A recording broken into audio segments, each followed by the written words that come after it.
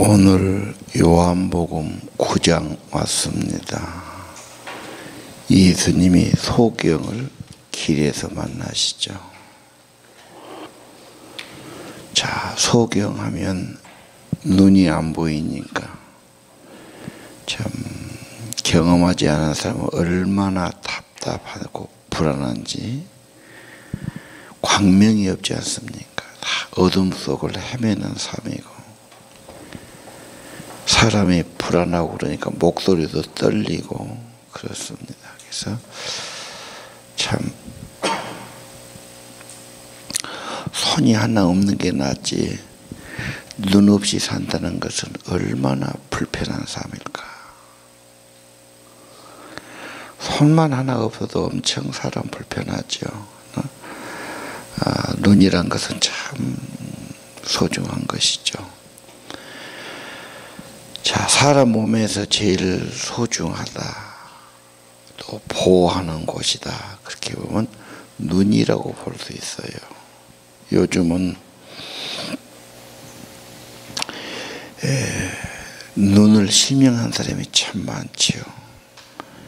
그래서 눈 신경이 문제가 오거나 망막이 문제가 가지고 그냥 잘 보던 사람이 시력을 잃어버리고 고침받지 못하고 그런 비극적인 일. 자, 근데 소경 문제를 놓고 거기서 왜 그랬냐, 누구 잘못이냐, 누구 죄냐, 이런 말이 2절에 나옵니다. 사람은 어째서 그렇게 됐냐, 왜 이런 비극이 있을까, 왜 이런 문제가 있을까, 무슨 잘못으로 이렇게 됐을까. 아마 그렇게 연관해서 생각하는 것이 사람 문제 같습니다. 어려움이 오면은 무엇 때문에 어려움이 왔습니까? 누구 잘못입니까? 무슨 잘못입니까? 왜 이런 비극입니까? 근데 우리 예수님 대답은 좀 다르죠.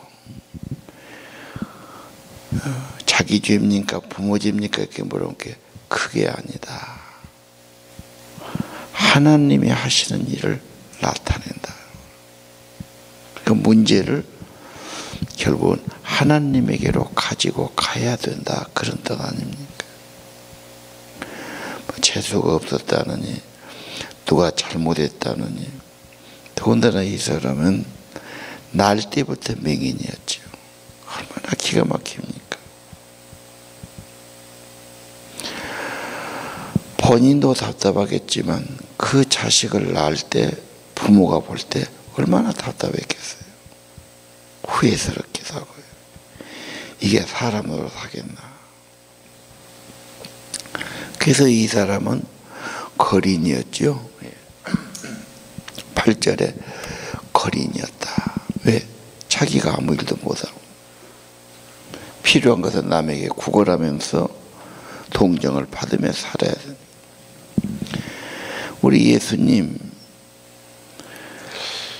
하나님의 하신을 나타낸다. 그 말은 문제는 하나님께로 가지고 가라. 하나님께서 사람을 변화시키든 문제를 변화시키든 하나님이 어떻게 해결하시든, 그래서 하나님의 영광을 드러내고 하시는 일을 드러낼 거다. 오늘 3절 말씀이 얼마나 귀합니까? 예수께서 말씀하세요. 하나님의 일을 나타낼 거다. 하나님이 뭘 하실 거다.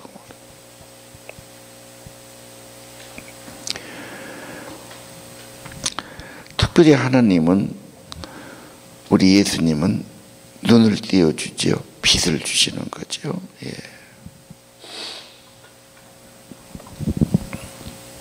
그래서 5절에 나는 세상의 빛이라.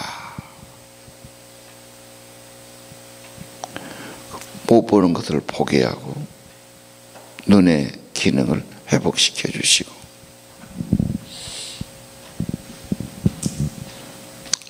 4절도 그런 말씀이 있죠. 나를 보내신 이의 일을 하여야 하리라.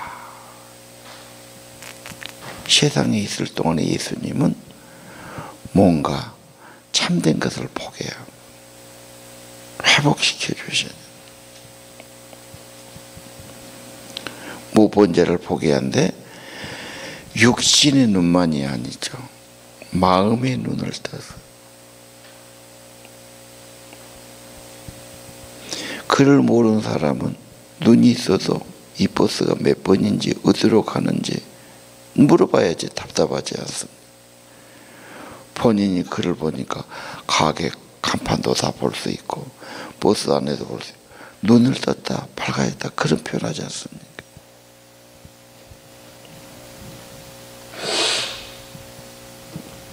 자,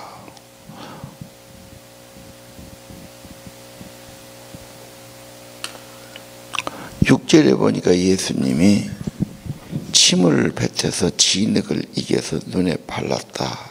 좀 색다른 장면이 나오지요. 그리고 실로암 못에 가서 씻으라.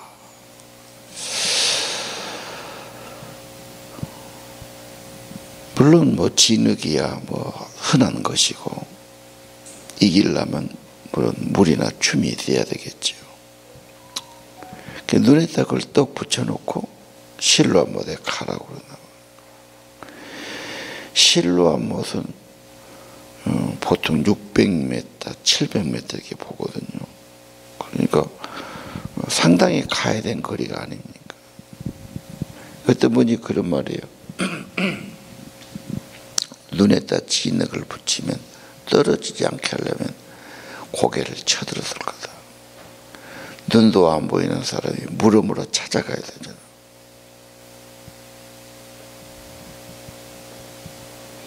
실로암은 우리가 아는 것처럼 히스기야 왕 때 준비한 거죠. 성 밖에 골짜기에 있는 물을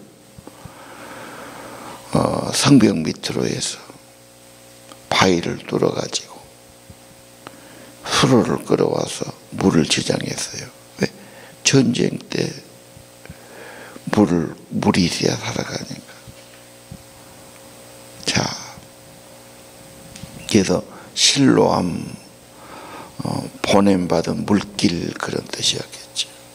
거기까지 가서 씻었고 눈이 밝아졌다 그 말이죠. 믿음, 순종,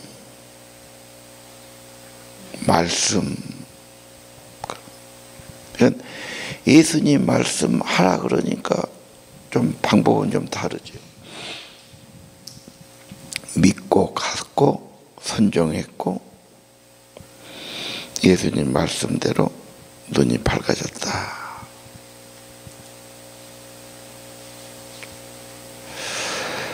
자, 8절에 보니까 어떻게 거지가 눈이 떠서 돌아다니냐, 그 사람이냐 비싼 사람이냐 뭐 이렇게 혼돈이 오지 않습니까? 왜?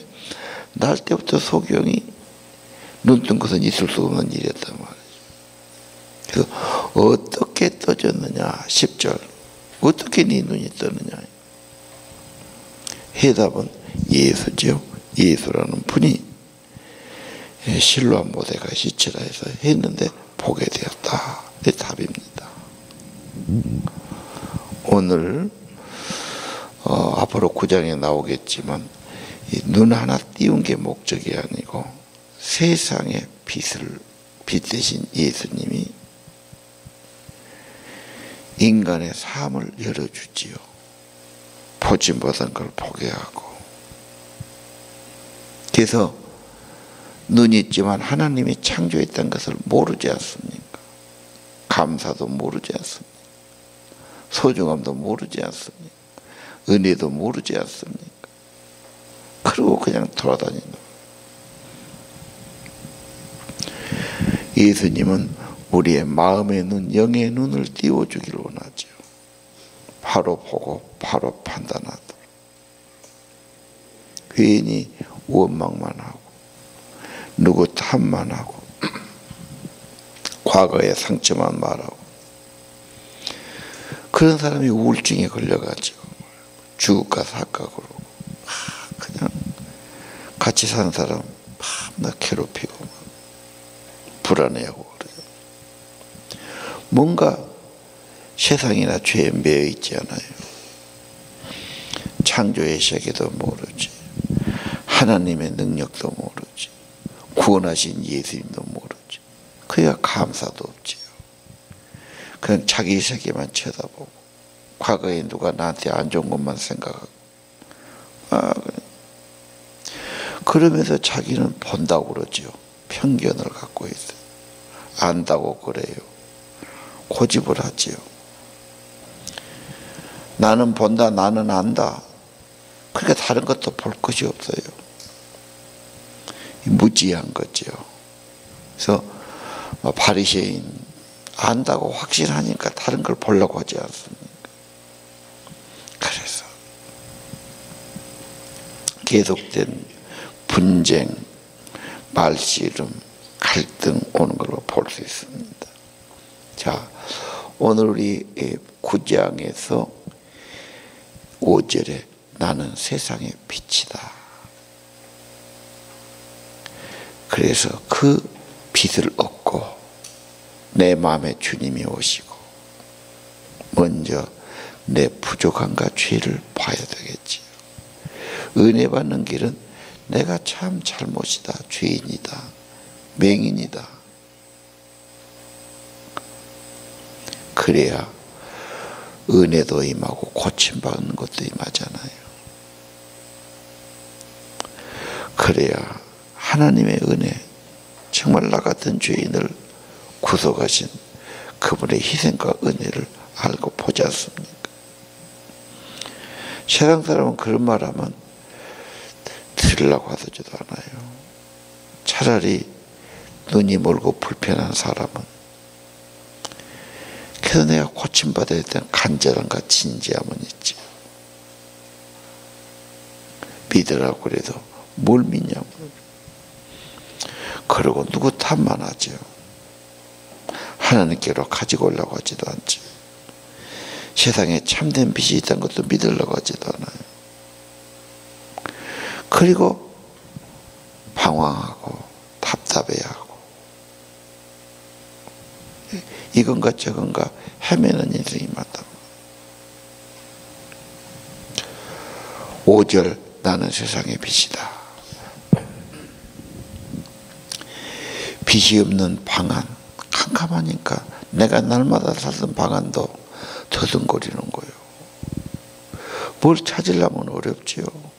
그래서 먼저 스위치를 켠단 말이에요. 불이 없는 집, 불을 켜야 되지 않습니까? 예수가 세상의 빛이고 생명의 빛이고, 예수 없으면 죄도 무엇인지, 구원이 어디에 있는지, 하나님의 사랑이 어디에 있는지, 하나님의 약속과 천국이 있는지 없는지 방황하지. 그리고 그저 자기 눈에 보인 것만 가지고 다로 생각하고 좋은 것은 안 보고 누구 탓이나고 답답해하고 인간의 잘못만 보고 그러지 않습니까? 어떻게 눈이 떠졌니? 예수를 믿고 예수님 말씀에 순종해 갈 때 예수님의 이름으로 고침받았죠. 사람들은 어떻게 관심 가져요? 10절에 어떻게 하니? 누가? 생명의 빛, 세상의 빛인 예수란 분이에요. 지금도 그분이 오시면 우리의 눈을 밝히시고 마음을 밝히시고 하나님의 은혜의 세계를 알게 하시고 인간이 어떻게 살아야 될까? 하나님의 보내신 받은 자로 사명자로 하나님을 알리는 자로 살게 하실 겁니다. 기도하십시다.